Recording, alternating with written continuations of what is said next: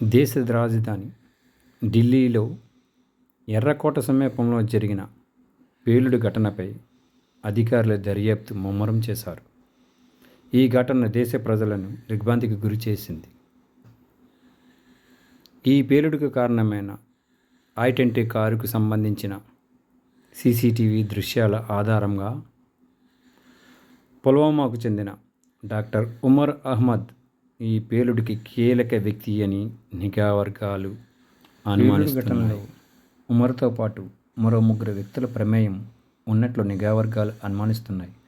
వారు తారిక్ అహ్మద్, అమీర్ రషీద్, ఉమర్ రషీద్లుగా గుర్తించారు.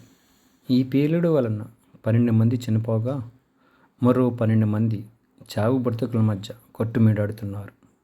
అంతేకాకుండా దగ్గరలో ఉన్న కార్లు, ఆటోలు, రిక్షాలు దెబ్బతిన్నాయి. ఇటీవల జమ్మూ కాశ్మీర్లో నిర్వహించిన ఉగ్రవాద ఆపరేషన్లో పలువురు డాక్టర్లను భద్రతా అధికారులు అరెస్ట్ చేశారు. వారిలో ఉమర్కు కూడా సంబంధాలు ఉన్నాయని అధికారులు గుర్తించినట్లు తెలుస్తుంది. అరెస్ట్ అయిన వారిలో ఉమర్ సన్నిహితుడు డాక్టర్ ఆదిల్ ఉన్నారు.